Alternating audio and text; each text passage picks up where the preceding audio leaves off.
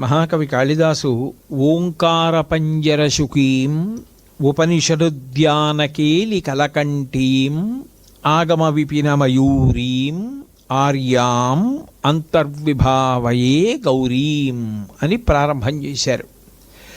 ఇందులో చెప్పబడుతున్నటువంటి అమ్మవారి యొక్క స్వరూపాన్ని మాతంగి అని పిలుస్తారు. మాతంగి, శ్యామల రెండు వేరువేరు కాదు, ఇద్దరు ఒక్కటే. అటువంటి మాతంగి స్వరూపమే శ్యామలా స్వరూపమై ఉంటుంది. శ్యామలా స్వరూపం బుద్ధికారిణి. మంచి బుద్ధి కలగాలి అన్న ఆ మంచి బుద్ధి కలిగిన కారణం చేత లోపల ఉన్న రాక్షసుల్ని దునుమాడి కామక్రోధ లోభమదమోహం మొదలైనటువంటి మాత్సర్యాది గుణములను మనం పోగొట్టుకోవాలి అంటే ఈ శ్యామలని ఉపాసన చేస్తారు. ఆవిడ బుద్ధిదాత్రి, ఆవిడ మంచి బుద్ధినిస్తుంది. అటువంటి ఈ శ్యామలా స్వరూపమే మాతంగీ స్వరూపంగా ఈ భూమి మీదకు వచ్చింది. అట్లా మాతంగీ స్వరూపంగా రావడానికి కలిగినటువంటి కారణాన్ని బ్రహ్మాండ పురాణంలో వ్యాసుల వారు వర్ణించారు. దానికి కారణం, పూర్వం మతంగ మహర్షి అని ఉండేవారు. ఆ మతంగ మహర్షి యొక్క కుమారుడు మాతంగ మహర్షి. ఆ మాతంగ మహర్షి హిమవంతుడు ఇద్దరు స్నేహితులు. వాళ్ళిద్దరూ చాలా సఖ్యంగా ప్రేమగా ఉంటుండేవారు. కానీ స్నేహం అంటే సమాన ధర్మం ఉన్నప్పుడు కదూ అందంగా ఉంటుంది.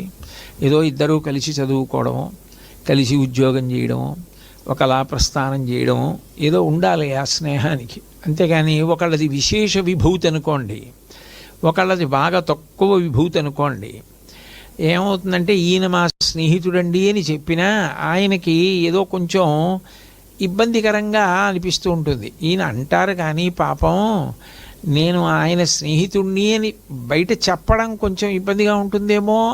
అంటే అది వినయం, ఆ ప్రేమ, ఆ గౌరవం, ఆ మంచితనం మనిషిలో అట్లా వ్యక్తం అవుతుంది. అట్లా వ్యక్తమైనప్పుడు ఏమవుతుందంటే అది అవతల వారి యందు విశేష గౌరవం ఉన్న కారణం చేత ఆ సమాన స్థాయి, ఆ స్నేహాన్ని మనసులో అంగీకరించి స్వాతంత్రం తీసుకోవడానికి కొంచెం తటపటాయిస్తూ ఉంటారు. అది తప్పు అనడానికి లేదు. అవతల వారిలో ఉన్నటువంటి చాలా ఉత్తమమైన సంస్కారవంతమైన భావన. స్నేహానికి ఏ ప్రేమ ఉండాలో, స్నేహంలో ఏ అనుబంధం ఉండాలో ఆ అనుబంధానికి లోటు లేదు, ఆ ప్రేమకి లోటు లేదు, అది ఉంది.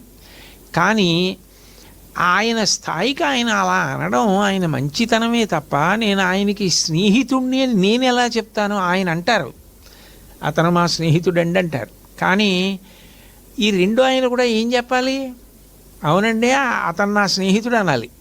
కానీ ఆయన ఎందుకు అనడంటే ఆయనకి మనసులో ఒక రకమైన వినయం. ఆయన అంటే అది ఆయన సంస్కారం. నేను ఆయన అనడం ఏమిటి? అది ఎలా కుదురుతుంది?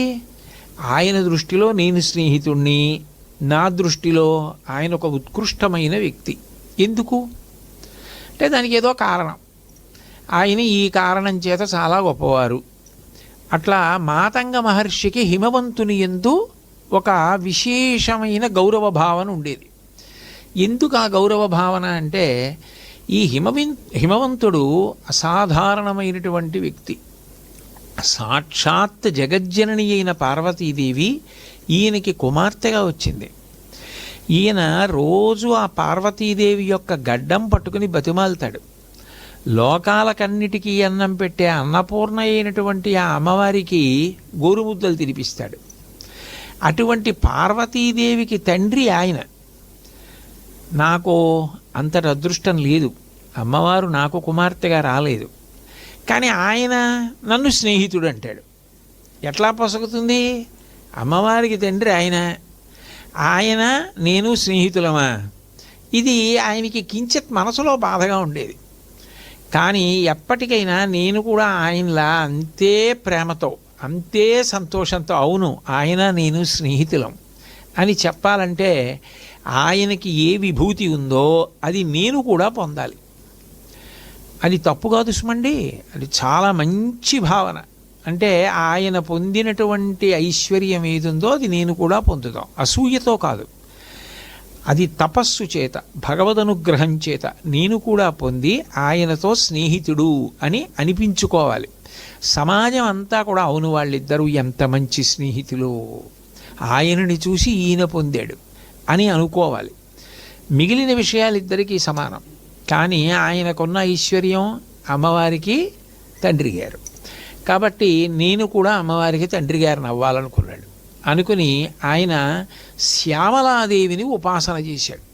శ్యామలాదేవి అంటే మీరు లలితా సహస్రనామ స్తోత్రంలో శ్యామలాదేవి గురించి విని ఉంటారు. ఆ తల్లి బుద్ధిస్వరూపిణి. లలితాపరాభట్టారికా స్వరూపం దగ్గర ఆమె మంత్రిణీ స్వరూపంగా ఉంటుంది. అది రూపాల చేత భేదంతో అనేక రూపాలుగా చెప్పబడినా నిజానికి తత్వతః శ్యామలాదేవి శ్యామల, లలిత, కామేశ్వరి, కామాక్షి ఇవన్నీ భిన్న స్వరూపాలని చెప్పడానికి అవకాశం ఉండదు. ఒక రకమైనటువంటి అనుగ్రహాన్ని వర్షిస్తారు. మీరు అందుకే రాజశ్యామల యొక్క మూర్తిని చూస్తే, శ్యామలాదేవి మూర్తిని, మాతంగీ మూర్తిని చూస్తే మీకు అందులో అమ్మవారు 6 చేతులతో కనపడుతుంది. 4 చేతులలో లలితాపరాభట్టారిక కామాక్షి స్వరూపం ఏది పట్టుకుంటుందో అవే పట్టుకుంటుంది. చెరుకు విల్లు, పుష్పబాణాలు, అట్లాగే ఒక చేతిలో పాశం, ఒక చేతిలో అంకుశం, అప్పటికి 4. 2 చేతులలో ఒకటి వరదముద్ర, ఒకటి తత్వముద్ర.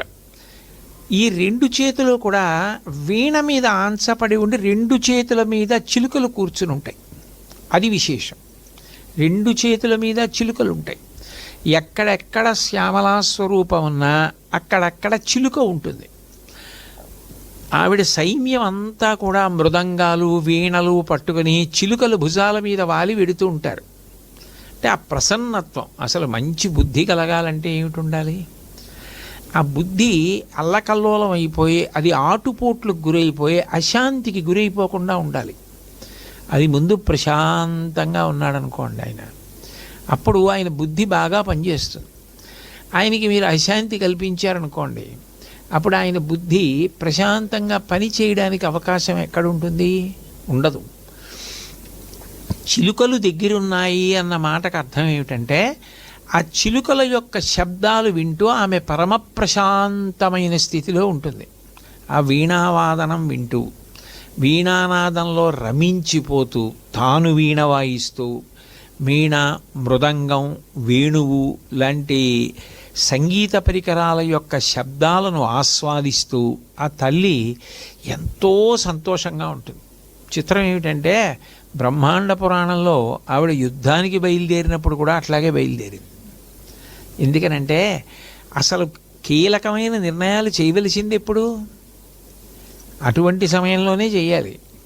అటువంటి సమయంలో ఆవిడ ఒత్తిడికి గురైపోతే మిగిలిన వాళ్ళు ఒత్తిడికి గురైనా పర్వాలేదు, నడిపించవలసిన వాడే ఒత్తిడికి గురైతే, అందుకని ఆవిడ ఒత్తిడికి గురి కాకుండా ఉండడానికి ఏం చేస్తుందంటే సంగీతోపాసన చేస్తూ ఉంటుంది. అది పరమ ప్రశాంతమైన స్థితిలో ఉంటుంది. శాంతాం మృదుల స్వాంతాం అంటారు కదా కాళిదాస మహాకవి. అంతటి ప్రశాంత స్థితిలో ఉంటుంది. ఉండి ఆమె తన కార్యాన్ని చక్కబెడుతూ ఉంటుంది. మీరు ఇప్పటికీ కూడా చూడండి, సమాజంలో చాలా ఒత్తిడితో పనిచేసేటటువంటి వాళ్ళు ఉంటారు. బాగా ఒత్తిడితో పనిచేసే వైద్యులు, రోజుకి అనేక శస్త్రచికిత్సలు చేసేవాళ్ళు ఉంటారు. హృద్రోగంతో ఉన్న వాళ్ళకి గుండె సంబంధమైన శస్త్రచికిత్సలు చేయడం, అలాగే గర్భిణీ స్త్రీలకు సంబంధించిన శస్త్రచికిత్సలు చేయడం, ఇటువంటివి చేసేవారు ప్రశాంతపడడానికి, ఏ విధమైనటువంటి ఒత్తిడికి గురి కాకుండా ఉండడం కోసం. ఎందుకనంటే అవతల రోగి పరిస్థితిని బట్టి నిజానికి వైద్యుడి యందు కూడా ఒత్తిడి కలుగుతుంది. ఆ ఒత్తిడి తగ్గించుకోవడానికి ఏం చేస్తారంటే మంచి సంగీతం వినడం, వాళ్ళు కూడా వీణ వాయించడం, వాళ్ళు కూడా పాట పాడుకోవడం లాంటివి చేస్తారు. సంగీతం ఏం చేస్తూ ఉంటుంది అంటే ఎప్పటికప్పుడే ఒత్తిడిని తగ్గించేస్తూ ఉంటుంది. ఒత్తిడి ఎంత తగ్గిపోతే అంత ప్రశాంతమైనటువంటి నిర్ణయాన్ని చాలా మంచి నిర్ణయాలను చెయ్యగలుగుతాడు. బుద్ధి చాలా చక్కగా పనిచేస్తుంది. అందుకని ఆ తల్లి ఎప్పుడూ కూడా సంగీతోపాసన చేస్తుంది. అటువంటి శ్యామలాదేవి లలితాపరాభట్టారికా స్వరూపం కన్నా అభిన్నం. అటువంటి శ్యామలాదేవిని ఉపాసన చేశాడు మాతంగ మహర్షి. ఆవిడ ప్రత్యక్షమైంది. నీకేం కావాలి అని అడిగింది.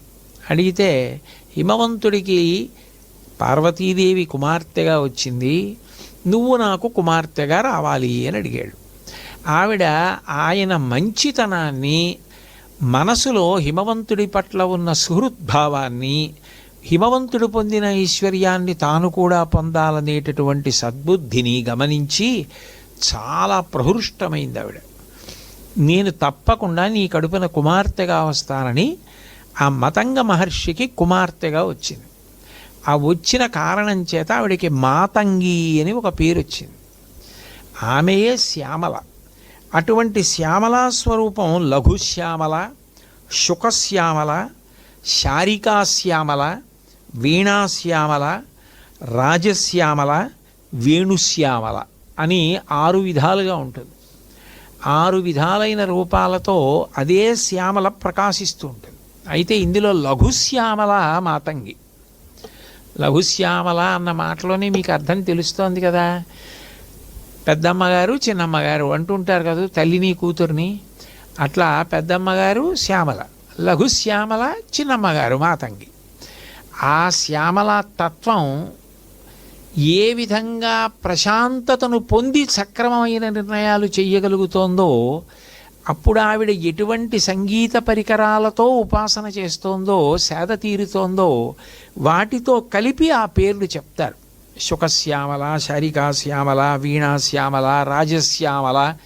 అప్పుడు ఆవిడ రాజతంత్రం నడుపుతుంది, పరిపాలనా దక్షతతో ఉంటుంది.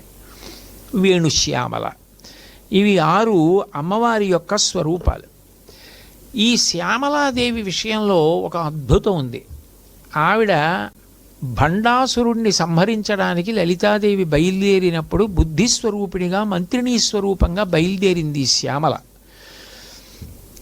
బయలుదేరినప్పుడు దేవతలందరూ కూడా ఆవిడ్ని 16 నామాలతో కీర్తించారు. బ్రహ్మాండ పురాణంలో వ్యాసుల వారు మాట్లాడుతూ ఈ 16 నామాల్ని ఒక్కసారి స్మరించిన, ఈ 16 నామాలు ఒకసారి పలికిన దాని చేత శ్యామలాదేవి యొక్క అనుగ్రహం కలుగుతుంది. ఇవి 16 నామాలు కూడా పరమశక్తివంతములు కాబట్టి వీటి గురించి విన్నా చాలు, చాలా చక్కటి బుద్ధి కలుగుతుంది. చక్కటి బుద్ధి అన్న మాటకు అర్థం ఏమిటి అంటే, బుద్ధి అంటే నిర్ణయం చేసేటటువంటిది. ఇప్పుడు ఏ సమయానికి ఏది చెయ్యాలో అదే బుద్ధి. ఏ సమయానికి ఏది చెయ్యాలో అది చేయలేదనుకోండి, మీరు ఎన్ని చేసినా దానివల్ల ఫలితం ఏమి ఉండదు. మీరు ఏ సమయానికి ఏది చెయ్యాలో అది చెయ్యగలిగారనుకోండి, మీకు కీర్తి వస్తుంది. బుద్ధి వక్రించింది అంటారు. బుద్ధి వక్రించింది అంటే ఆ సమయానికి రావలసిన ఆలోచన, ఆ సమయానికి చేసుకోవలసిన నిర్ణయం చేసుకోలేదు.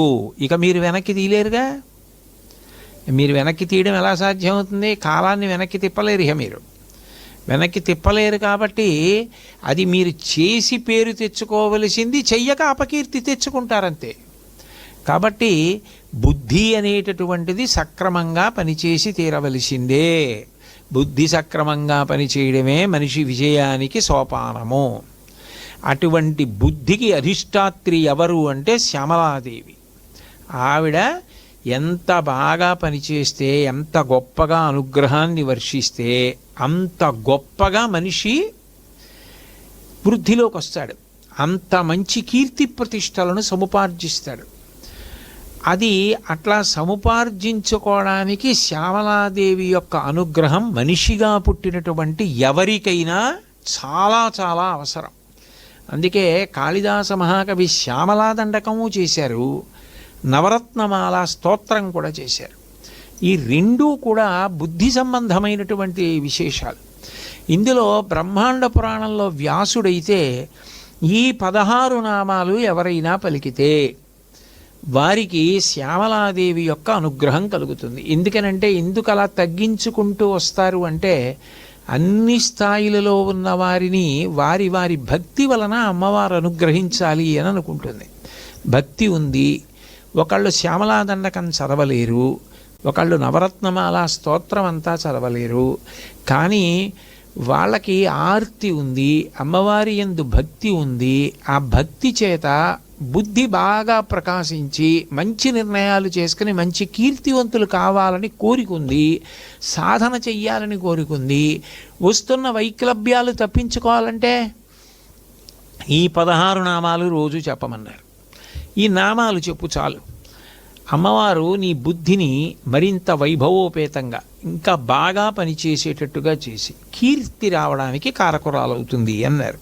అందులో సంగీతయోగిని, శ్యామ, శ్యామల, మంత్రనాయిక, మంత్రిణి, సచివేసి, ప్రధానేసి, శుకప్రియ, వీణావతి, వైణికి, ముద్రిణి, ప్రియకప్రియ, నీపప్రియ, కదంబేసి, కదంబవనవాసిని, సదామద అని 16 నామాలు. ఈ 16 నామాలతోటి ప్రతిరోజు అమ్మవారిని కీర్తించిన ఈ 16 నామాలు ఒకసారి మనసులో స్మరించిన, తలుచుకున్న దాని చేత చాలా గొప్పగా అమ్మవారి అనుగ్రహం కలుగుతుంది అని. ఇటువంటి బుద్ధిస్వరూపిణి అయినటువంటి శ్యామలాదేవి అనుగ్రహాన్ని పరిపూర్ణంగా పొందినటువంటి మహానుభావుడు కాళిదాస మహాకవి.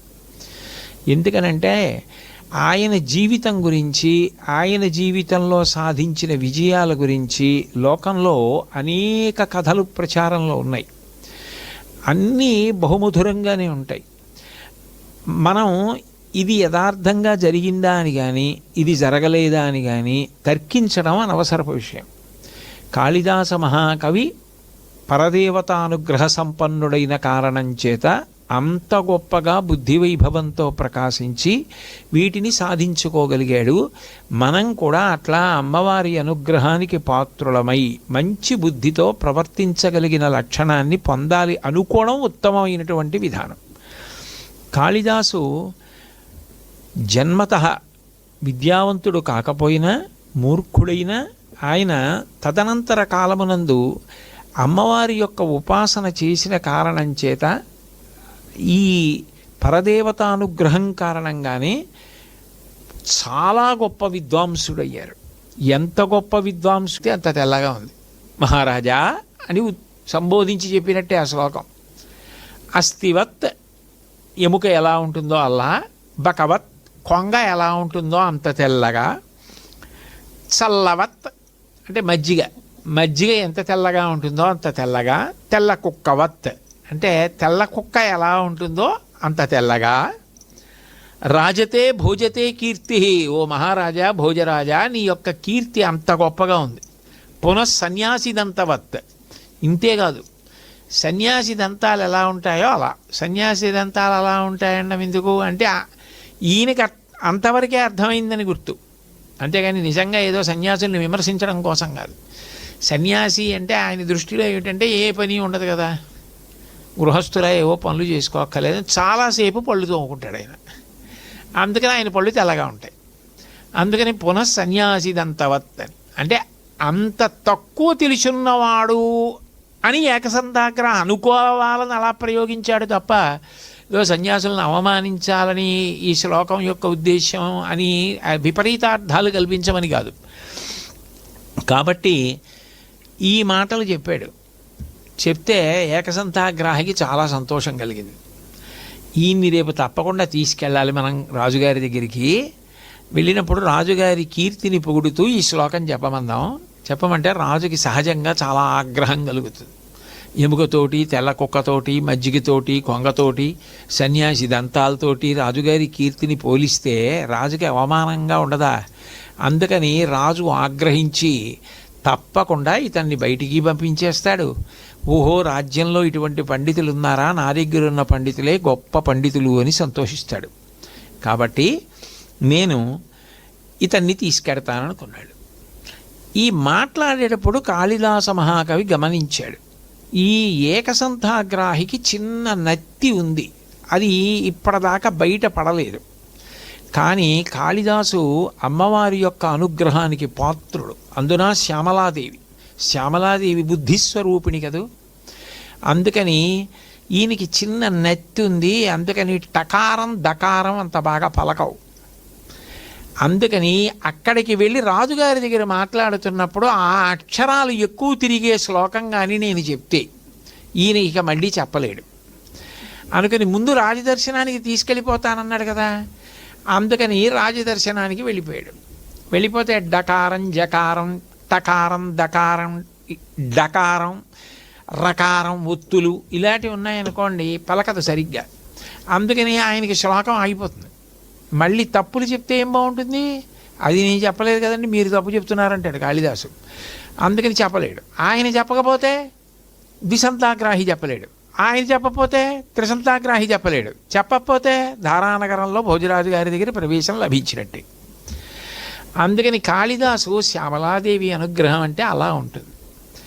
ఏ సమయానికి ఏది చెయ్యాలో దానికి దారి దొరికేటట్టుగా అవకాశం లభించింది. పట్టుకున్నాడు ఆయన ఎందు లోపం. కాళిదాసు గారిని తీసుకెళ్ళి రాజుగారి ముందు నిలబెట్టి, ఈ ఏకసంతాగ్రాహి మహారాజా, మన దేశంలో వచ్చినటువంటి ఒక కొత్త కవి, ఆయన మీ కీర్తిని పొగుడుతూ శ్లోకం చెప్తారన్నాడు. సరే చెప్పమన్నాడు భోజరాజు.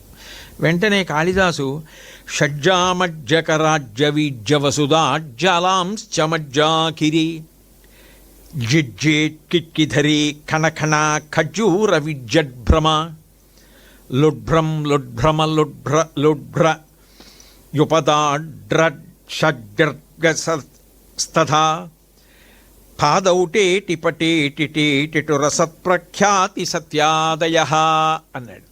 ఆ పద్యాన్ని, ఆ శ్లోకం నిండా ఉన్నామేమిటి, జకారం టకారం డకారం ఒత్తులు, అది ఇంకేం తిరుగుతుంది, దాని ప్రారంభమే జకారంతో ఉంది. షడ్జామజ్జకరాజ్యవీజ్యవసుధాజ్జలాంశ్చమజ్జాకిరి, ఆ జకారం తగిలేటప్పటికే భయం ఆయనకి.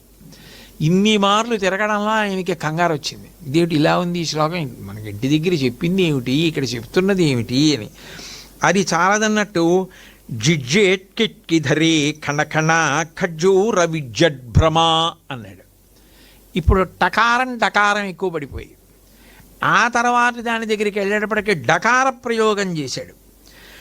లుడ్భ్రం లుడ్భ్రమ లుడ్భ్ర లుడ్భ్ర యుపదా డ్ర డ్ర డ్ర షడ్రస్తథా అన్నాడు. డా కింద కావత్తేసి రావత్ డ్ర అన్న శబ్దం అన్ని మాటలు ప్రయోగించాడు. ప్రయోగించి పాదౌటే టిపటేటిటేటిటు రసత్ప్రఖ్యాతి సత్యాదయ టకార ప్రయోగం చేశారు 4వ పాదంలో.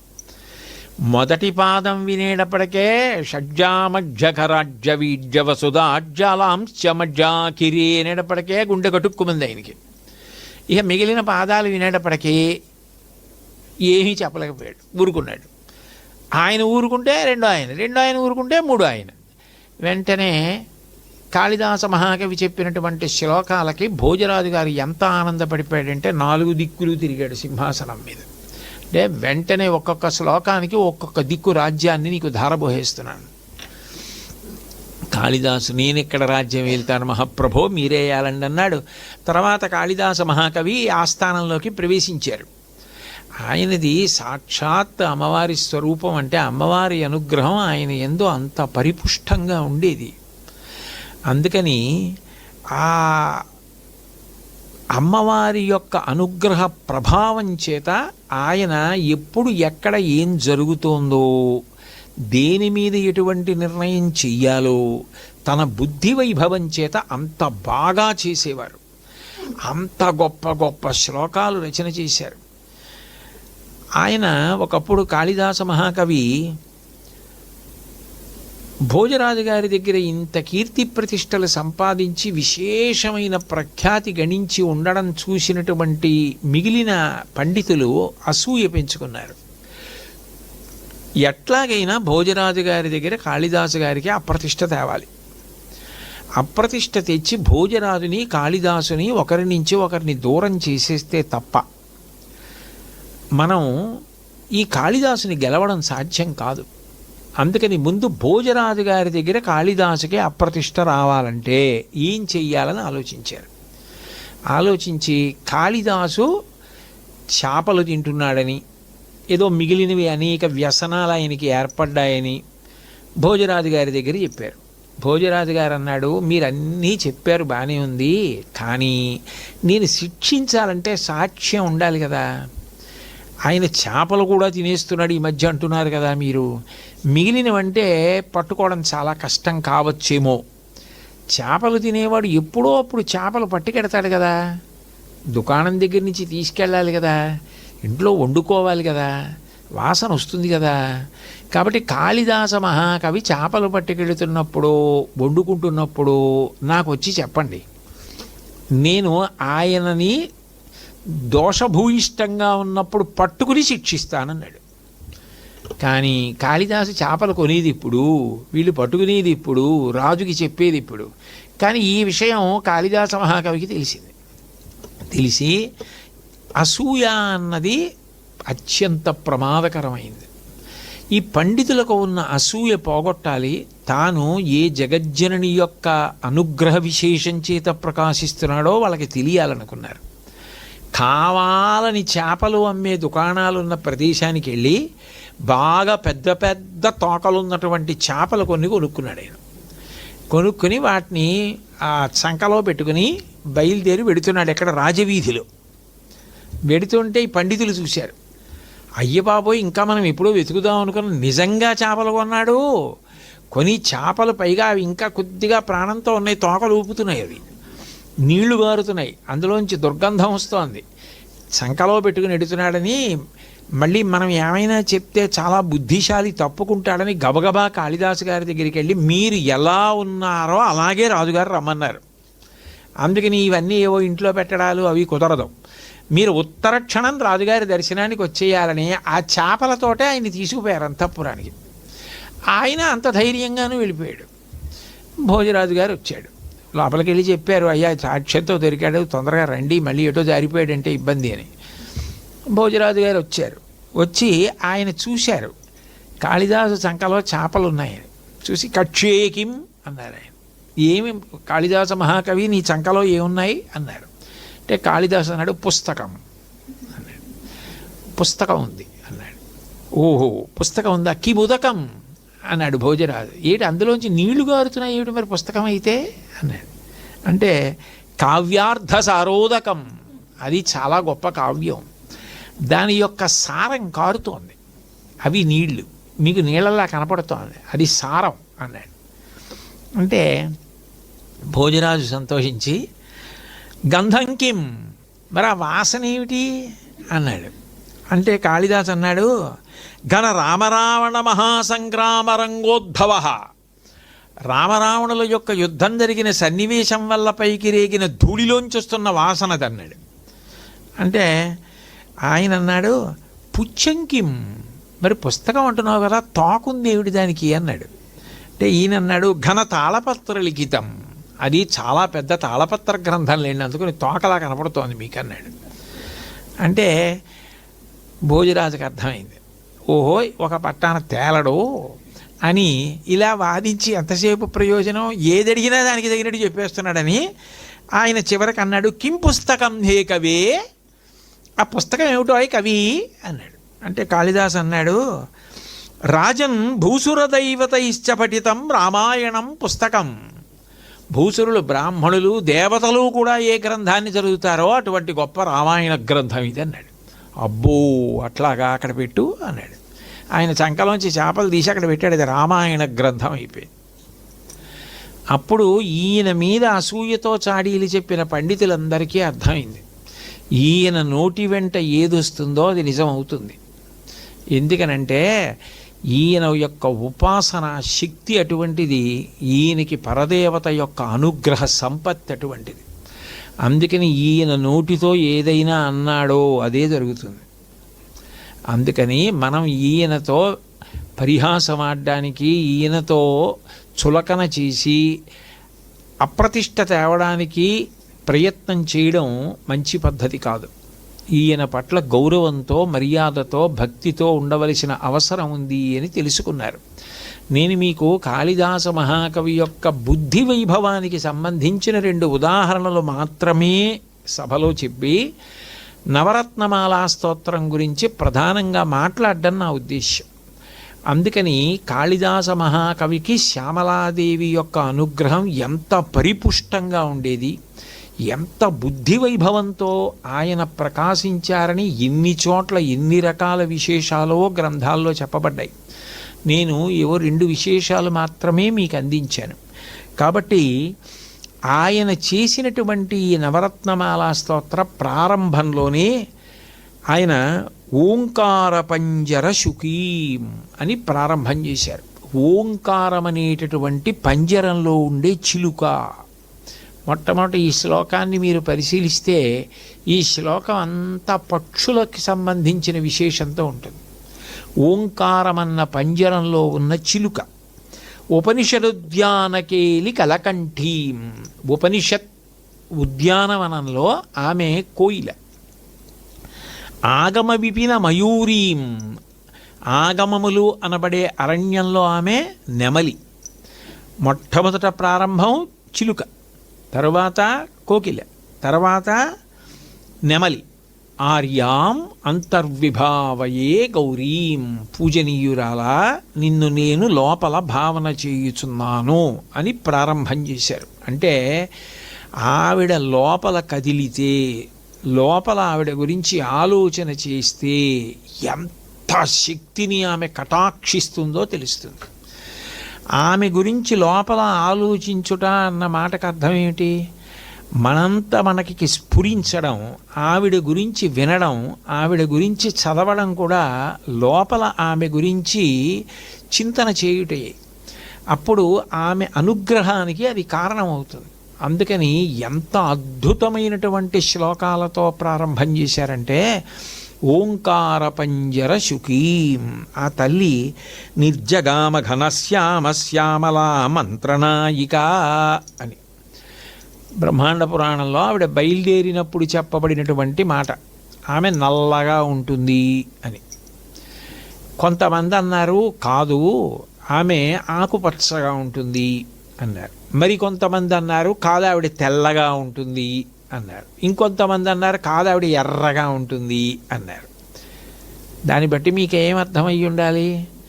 ఎవరికి ఎలా అనుగ్రహించాలో రంగుతో కనపడింది. అసలంటూ ఆవిడికి ఏ రంగు ఉండదు కాబట్టి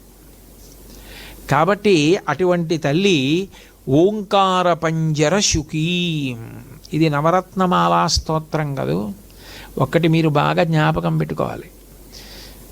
కాళిదాస మహాకవి యొక్క ఉద్దేశ్యం ఏమిటంటే, మీరు ఈ స్తోత్రాన్నంతటినీ చదివారు అంటే 9 శ్లోకాలు పూర్తి చెయ్యగానే మీరు 9 రత్నములతో కూడిన మాలని చేత్తో పట్టుకున్నారు. ఈ మాల ఇప్పుడు ఎవరికి వేయడానికి? మాతంగ కనకాభరణం అన్నారు. అంటే అమ్మవారి మెడలో వేసేటటువంటి మాల. ఇది బయట చెట్లకి పూసినటువంటి పువ్వులతో చేసిన మాల కాదు. సృష్టిలో దొరికేటటువంటి నవరత్నాలు ఉన్నాయి, అవి గొప్పవే. వజ్రము, వైఢూర్యము, గోమేధికము, పుష్యరాగము, మరకతము, మాణిక్యము, అప్పటికారు, అట్లాగే నీలము, ప్రవాళము, ముత్యము, ఈ 9 కలిపి నవరత్నాలు అంటారు. రత్నము అంటేనే మనసును రమింపచేయునది అని, బాగా ఆనంద పెడుతుంది, స్వజాతియందు ఉత్కృష్టమైనది. ఇక దానికన్నా గొప్పది లేదు అంటే రత్నం అంటారు. ఇది 9 రత్నాల మాల. అంటే ఒక్కొక్క శ్లోకం ఒక్కొక్క రత్నం. ఈ 9 శ్లోకాలు తీసి మాల కడితే ఏమవుతుంది అంటే, ఈ 9 శ్లోకాలు చదవడం అంటే ఈ మాల కట్టి దీన్ని అమ్మవారి మెడలో వేస్తాడు.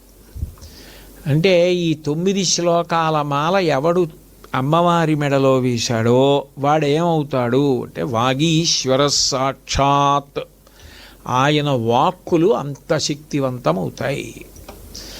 వాక్కు శక్తివంతం అవ్వాలంటే బుద్ధి అంత శక్తివంతం కావాలి. అంటే ఆయన నోటి నుంచి ఏది వచ్చిందో అది నిజమైపోతుంది. కాబట్టి వాగీశ్వర సాక్షాత్. అంత శక్తివంతమైనటువంటి స్తోత్రాన్ని నేను మీకు అందిస్తున్నాను. దాన్ని ప్రారంభం చేస్తూనే ఆయన ఓంకార పంజర శుకీం, అమ్మవారు ఎవరు అన్నది ప్రారంభం చేస్తూ ఓంకారం అనేటటువంటి పంజరంలో ఉన్న చిలుక ఆవిడ. చిలుకకి కీరవాణి అని పేరు. కీ కీ అని రవం చేస్తుంది, అందుకని కీ అని అరుస్తుంది కాబట్టి కీరవాణి అంటారు. ఆమె చిలుక. ఆమెకి చిలుకలంటే చాలా ఇష్టం. ఆ చిలుకలన్నీ ఆవిడ చుట్టూ కూర్చుని ఉంటాయి, ఎప్పుడూ చిలకలు చుట్టూ ఉంటాయి రాజశ్యామలకి. అటువంటి శ్యామలాదేవి తనంత తాను చిలుకగా వర్ణింపబడుతోంది. ఎందుకు వర్ణింపబడుతోంది అంటే ఆమెట ఓంకారం అనేటటువంటి పంజరంలో ఉన్న చిలుక. ఇప్పుడు చిలుక ఉన్న కారణం చేత పంజరానికి గౌరవం వస్తుందా, పంజరం ఉన్న కారణం చేత చిలుకకి గౌరవం వస్తుందా? చిలుక లేని పంజరానికి విలువ ఎక్కడుంది? చిలుక ఉంటేనే పంజరానికి విలువ. ఆ పంజరం లోపల చిలుక ఉండి కీరవాణి కీ కీ కీ అని అరుస్తోంది అనుకోండి, అందరూ పంజరం వంక చూసి పంజరం దగ్గరికి వెళ్ళి ఇలా ఇలా తిప్పి చూస్తారు తను ఆ చిలుకని.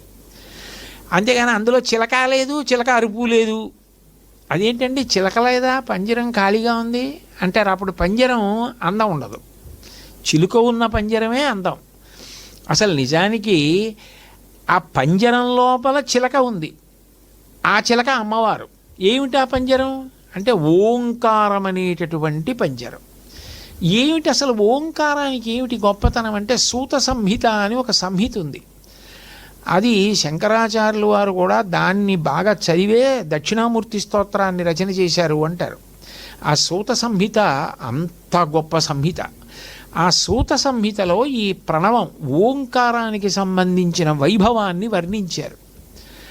అందులో చెప్తారు ఈ ఓంకారము ఎట్లా వచ్చింది అన్న దాని మీద. ప్రజాపతి మొట్టమొదట శంకరుడికి నమస్కారం చేసి 3 లోకములను సృష్టించాడు. 1 పృథివి, 2 అంతరిక్షం, 3 ద్యులోకం. ఈ 3 లోకాలు సృష్టించాడు. సృష్టించి ఈ 3టిలో అత్యంత సారవంతమైనవేవి అని వెతికాడు. పృథ్వీ యందు అగ్ని చాలా సారవంతము అని తెలుసుకున్నాడు. అంతరిక్షమునందు వాయువు శక్తివంతము, అత్యంత సారము అంతరిక్షములో వాయువు. ద్యులోకమునందు సూర్యుడు. ఈ 3 పరమసారవంతములని గ్రహించాడు. ఇప్పుడు ముందు 3 లోకాలు, 3 లోకాల సారం 3. ఇప్పుడు ఈ 3 యొక్క సారాన్ని మళ్ళీ పిండాడు. పిండితే 3 వ్యాహృతులు వచ్చాయి. భూహు భువః సువః. ఈ 3 వ్యాహృతుల యొక్క సారాన్ని మళ్ళీ పిండాడు. పిండితే ఆ ఉ మ 3 అక్షరాలు వచ్చాయి. ఇప్పుడు ఈ 3 అక్షరాల్ని కలిపాడు, అంటే అంత సారాన్ని కలిపాడు. కలిపితే ఆ ఉ మ కలిపి ఓం అయింది. ఇప్పుడు ఈ ఓం యందు ఏది నిక్షిప్తమైంది అని పరిశీలించాడు. దాని యందు భూత భవిష్యత్ వర్తమాన కాలాలు, ఉదయము మధ్యాహ్నము సాయంత్రము అని ఒక రోజులో ఉండేటటువంటి 3 కాల విభాగాలు. రజస్సు సత్వము తమోగుణము అనబడేటటువంటి 3 గుణాలు. సృష్టి స్థితి లయ అనబడేటటువంటి 3 ఈశ్వర కృత్యాలు. జాగ్రత్త స్వప్న సుషుప్తి అనబడేటటువంటి జీవుడి యొక్క 3 అవస్థలు.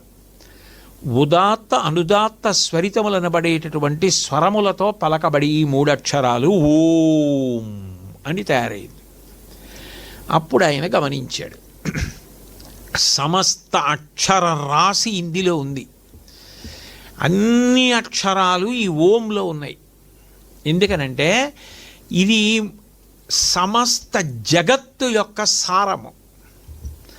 కాబట్టి ఇప్పుడు ఇందులో అకారము నుండి క్షకారము వరకు ఏ అక్షరాలైతే ఉన్నాయో ఆదిక్షాంత సమస్త వర్ణనికరీ శంభు ప్రియేశాంకరీ అంటాం కదా.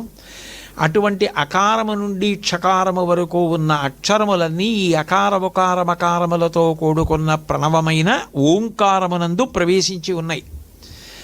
కాబట్టి ఇప్పుడు ఈ జగత్తుకేముంది, రూపాలున్నాయి. జగత్తులో మనం వెంటనే గుర్తుపెట్టడానికి మొట్టమొదటి ఆధారం ఏమిటి? రూపం. పేరు కూడా తెలియకపోవచ్చు. పేరు కూడా తెలియనప్పుడు రూపాన్ని ఆధారం చేసి గుర్తుపడతాం. ఇప్పుడు ఓ పసిబిడ్డ ఉంది. ఆ పసిబిడ్డకి అమ్మ అండం రాదు, నాన్నగారు అండం రాదు.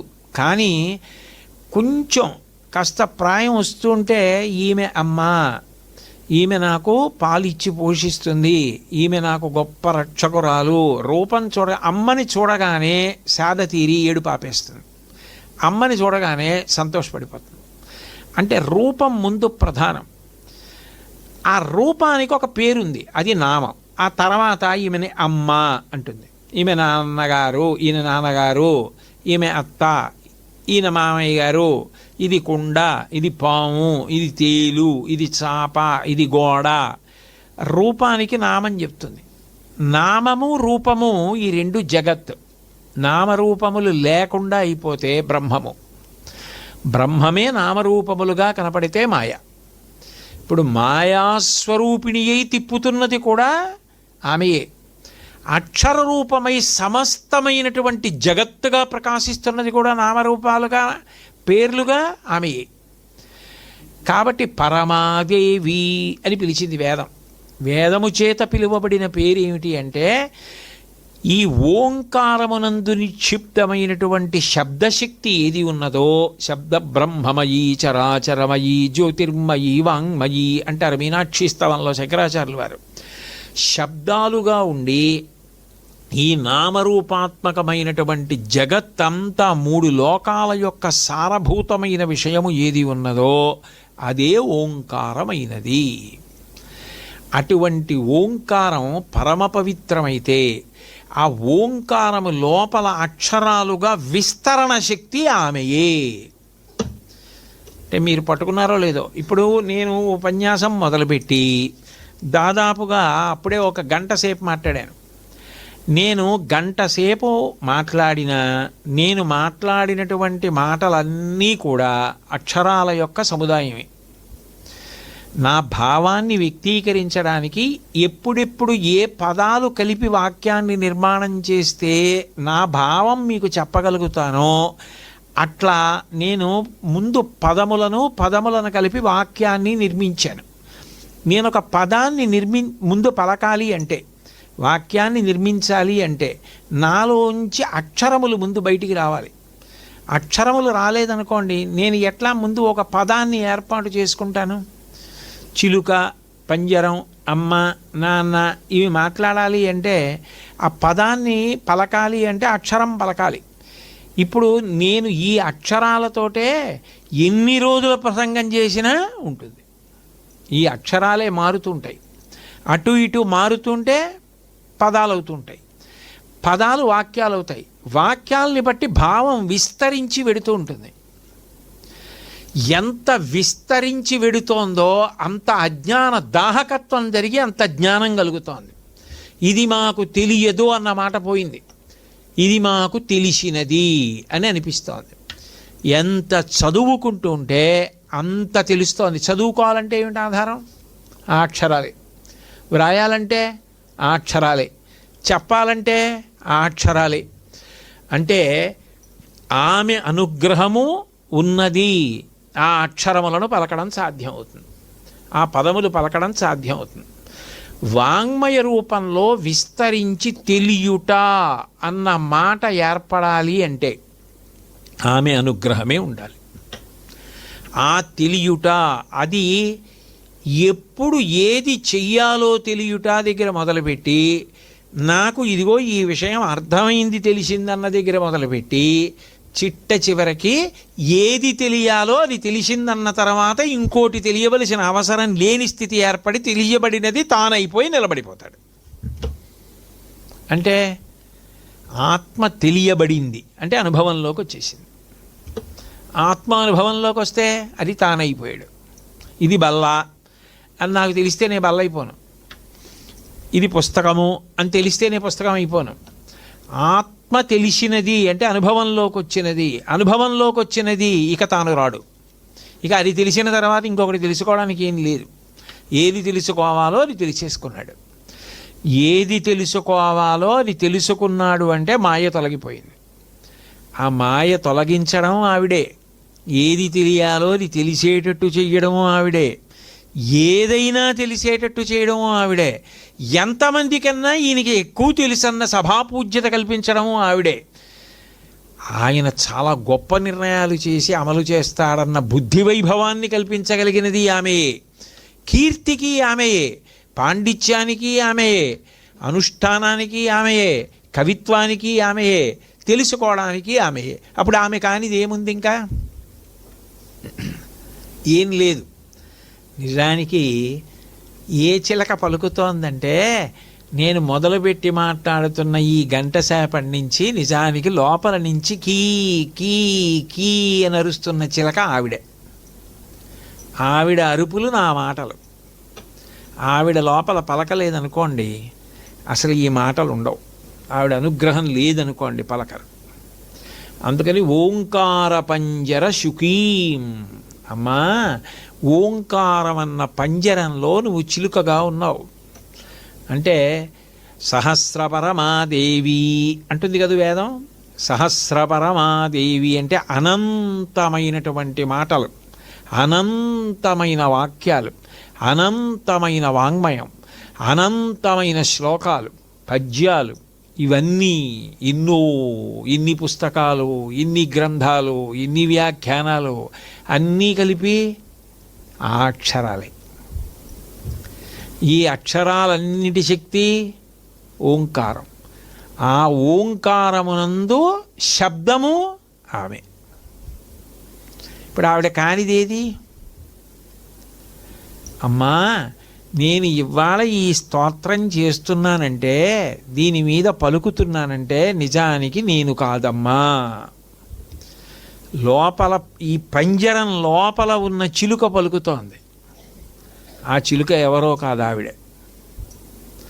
ఓంకార పంజర శుకీం, అంత గొప్ప తల్లి నీకు నమస్కారం. అందరూ ఏదో స్థూల రూపాన్ని వర్ణిస్తారు. కాళిదాస మహాకవి ఆవిడ తత్వ ప్రతిపాదనతో ప్రారంభం చేశాడు. ఎందుకని?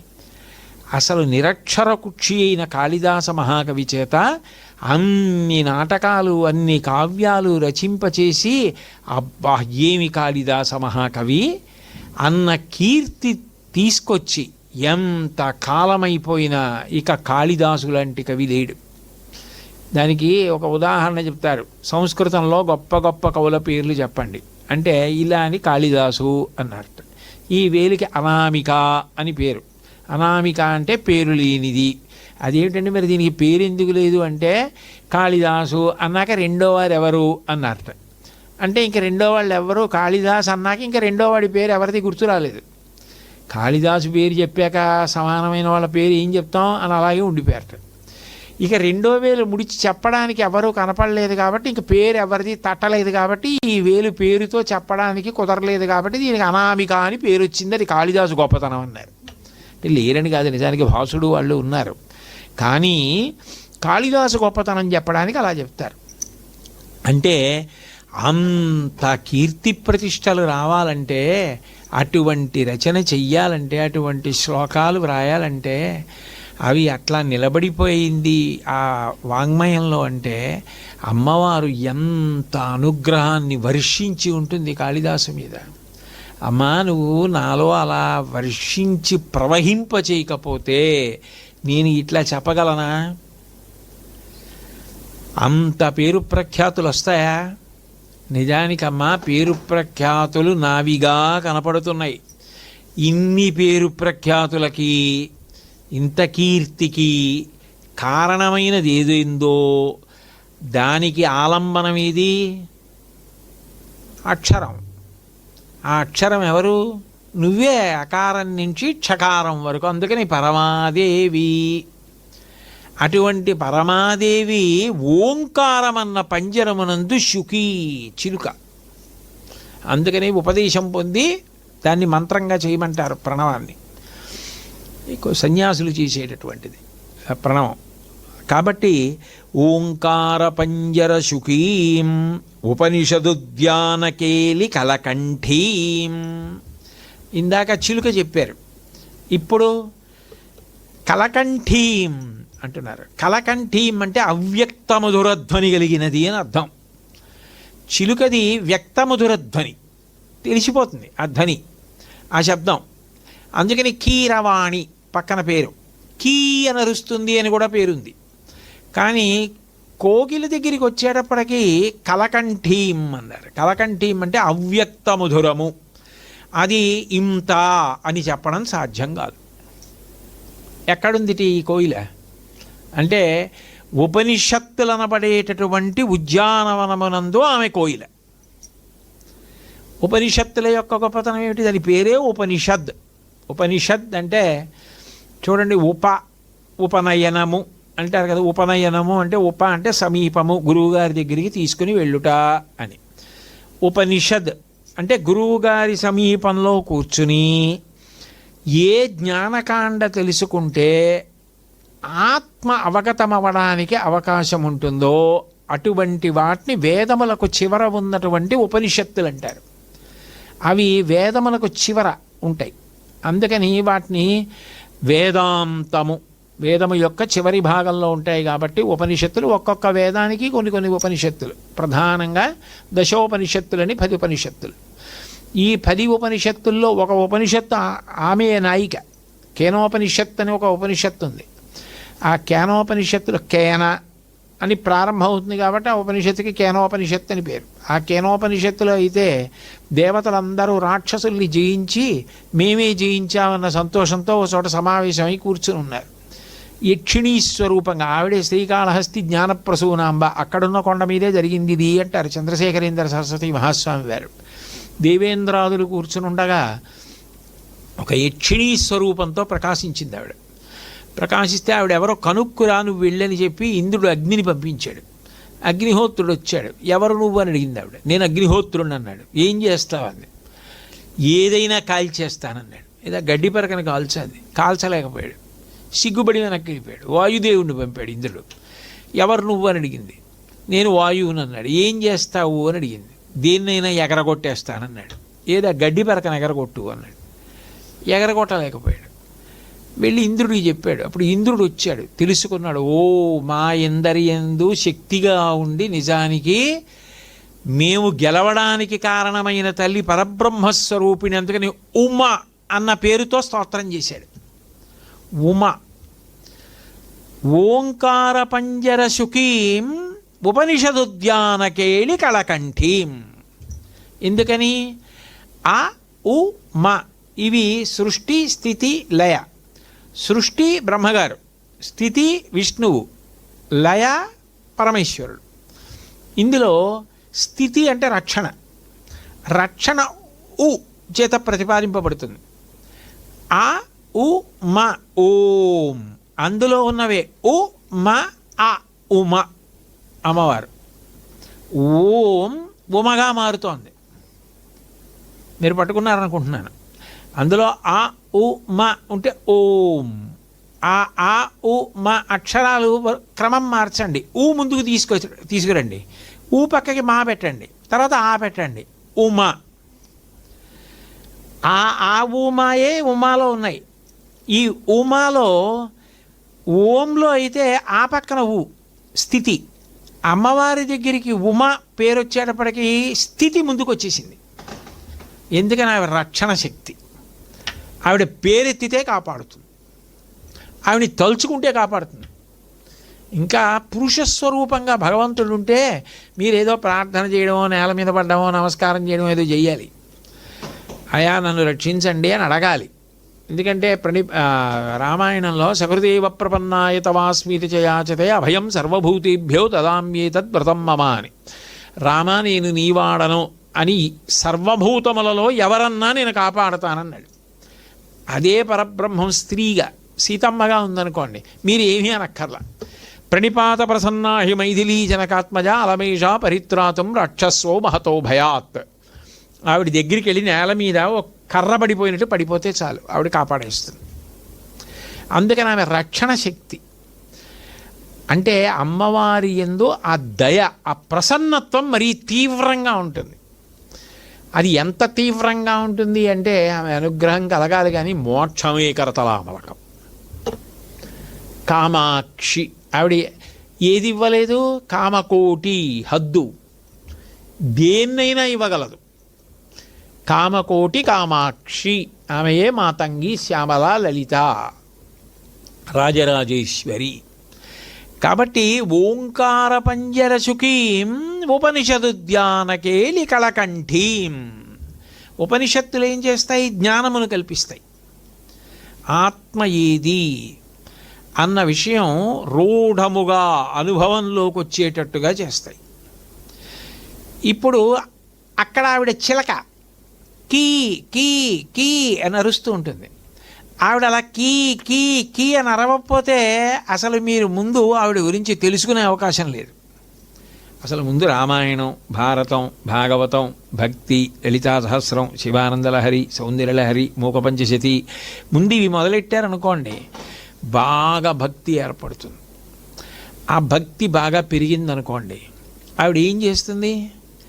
మెల్లిగా ఆవిడ అనుగ్రహించి మనం ఎవరో మనకి తెలిసేటట్టు, మన యథార్థ స్వరూపం మనకి అవగతమయ్యేటట్టు చేస్తుంది. అంటే జ్ఞానము కలుగుతుంది. జ్ఞానము కలిగిందనుకోండి, ఇక ఏది తెలియాలో అది తెలిసిపోయిన తర్వాత తెలుసుకోవడానికి ఇంకొకటి లేదు. అది తెలుసుకోవలసినది ఆత్మ. అది చెప్పేది ఉపనిషత్. అక్కడ ఎవరున్నారు? ఆవిడ కేలి కళకంఠీం, అవ్యక్త మధుర ధ్వని కలిగిన కోయిలగా ఉంది. అంటే ఆత్మ అనుభవంలోకి వచ్చేసింది అనుకోండి, ఇలా ఉంటుందని చెప్పడం ఎవరికీ సాధ్యం కాదు. తాను ఆత్మ అని అనుభవాన్ని పొందాడు ఒక ఆయన. ఎక్కడో మహానుభావులు బహూనాం జన్మనామంతే జ్ఞానవాన్ మాం ప్రపద్యతే వాసుదేవ సర్వవితి స్వాహాత్మ సుదుర్లభ అంటాడు గీతాచార్యుడు. కోట్ల కోట్ల కోట్ల జన్మల తర్వాత ఎక్కడో ఎవ్వరో ఒక్కడు ఇదంతా వాసుదేవ సర్వవితి, అంతా పరబ్రహ్మమని తెలుసుకుంటున్నాడు. ఆయన తనలో తాను రమిస్తూ ఉంటాడు. రామకృష్ణ పరమహంసల, చంద్రశేఖరేంద్ర సరస్వతి మహాస్వామిలా, చంద్రశేఖర భారతీ స్వామిలా, వివేకానందుడిలా రమిస్తూ ఉంటాడు. ఆయన రమించే తీరు పైకి చెప్పడానికి సరిపోయేది కాదు. ఎందుకనంటే అక్కడికి వెళ్ళేటప్పటికీ అది చెప్పడానికి అక్షరాలు సరిపోవు. అక్షరములు ఎక్కడ చెప్పలేవు. మనసు ఎక్కడ చెప్పలేదంటే ఆత్మ ఆనందాన్ని చెప్పదు.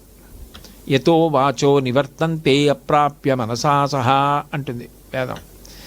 వాక్కు, మనస్సు మేము దీన్ని చెప్పలేమో అని ఎక్కడ వెనక్కి తిరిగి వెళ్ళిపోతాయో అది ఆత్మ అనుభవము. అంటే నిజానికి లోపల నైనం చిందంతి శస్త్రాణి నైనం దహతి పావకః నచైనం క్లేదయంత్యాపో నశోషయతి మారుతః. ఏది గాలి చేత కొట్టబడదో, ఏది నీటి చేత తడపబడదో, ఏది అగ్ని చేత కాల్చబడదో అది అనుభవంలోకి వచ్చిందనుకోండి, అది నేను, ఆత్మ నేను, ఈ శరీరము నేను కాదు అని అనుభవంలో తెలిసిందనుకోండి, అది చెప్పండి అన్నారనుకోండి, సాధ్యం కాదు ఇంకా. అందుకే పరమహంస ఓ మాట అనేవారు, ఎంగిలి కానిదేది ఆత్మ ఒక్కటే. రామాయణము ఎంగిలి ఎందుకనంటే నేను శ్లోకం చదివాను అనుకోండి, నా నోట్లోంచి వచ్చింది కాబట్టి ఎంగిలి అయింది. భారతము ఎంగిలి, భాగవతం ఎంగిలి, శివానందలహరి ఎంగిలి. ఆత్మ ఎంగిలి కాదు. ఎందుకంటే ఎవ్వరూ నోటితో చెప్పలేరు. అది లోపల ఆనందించవలసిన మధుర మధురమైన స్వరూపం, అవ్యక్త మధుర ధ్వని. అది వ్యక్తము చేయడానికి వీలుగానిది, తనలో తాను రమించేది. ఆయన ఆత్మయోగి అంటారు చూడండి. యోగరతో వా భోగరతో వా సంగరతో వా సంగవిహీన యస్య బ్రహ్మణి రమతే చిత్తం నందతి నందతి నందత్యేవ. ఎప్పుడు ఆనందంలో మునిగిపోయి ఉంటాడు. ఎందుకంటే ఆత్మకి ఏ విధమైన శోకస్పర్శ లేదు. అది ఎప్పుడు ప్రకాశం, ఆనందం. అటువంటి గొప్ప ఆనంద స్థితిలో ఉంటాడు యోగి. అది ఏమిటండి ఆత్మస్థితి అంటే అది చెప్పడం ఎవరికీ సాధ్యం కాదు. అది అనుభవించిన వాడికి తెలుస్తుంది. కాబట్టి ఉపనిషదుద్యానకేలి కలకంఠీం, ఆవిడెవరు అంటే జ్ఞానమునిచ్చేటటువంటి ఉపనిషత్తులు అనబడే ఉద్యానవనంలో ఆమె అవ్యక్త మధురధ్వని కలిగినటువంటి కలకంఠీం కోయిల. అందుకని ఆ ఉపమానాలు వేసేటప్పుడు ఎంత అందంగా తీసుకొస్తున్నారో చూడండి. అసలు ముందరి తెలియాలంటే అసలు అక్షరం అంటే ఏమిటి, వాక్యం అంటే ఏమిటి, అసలు మనుష్య జన్మ ఉంటే కదా, వీటన్నింటికి స్వరపేటికి ఉంటే కదా అసలు ముందు చెప్పడం కానీ వినడం కానీ ఈ రెండూ ఉండాలంటే మనుష్య జన్మ ఉండాలా, ఉంటే కదా. చెప్పడం కూడా అంత తేలిక విషయం కాదు, ఎందుకంటే దానికి మళ్ళీ వాగ్దేవిగా ఆవిడ అనుగ్రహమే ఉండాలి. ఆవిడ అనుగ్రహం ఉంటే తప్ప అంత పవిత్ర వాక్కులు ఎలా తెప్పిస్తుంది, చెప్పించదు. ఆవిడ అనుగ్రహం వాగ్దేవిగా ఉంటేనే అటు ఆ శరీరంలోంచి ఆ వాక్కు బయటకు వచ్చేట్టు చేస్తుంది. ఆ వాక్కులే కీరవాణి. కాబట్టి అక్కడ శబ్దం ఉంది, వినపడుతుంది. ఇక్కడ వినపడడానికి అవకాశం ఉండదు, అది అవ్యక్త మధురధ్వని. అందుకని కానీ సర్వులకు ఆనందదాయకవి. ఎవరైనా ఏం కోరుకుంటారు, నేను ఆనందంగా ఉండాలని కోరుకుంటాడు. మీకు ఈ జగత్తు యందు ఏ వస్తువు మీ పక్కన చేరడం చేత ఆనందము కలిగిందని మీరు అనుకున్నా అది ఆనందము కాదు, సుఖమే.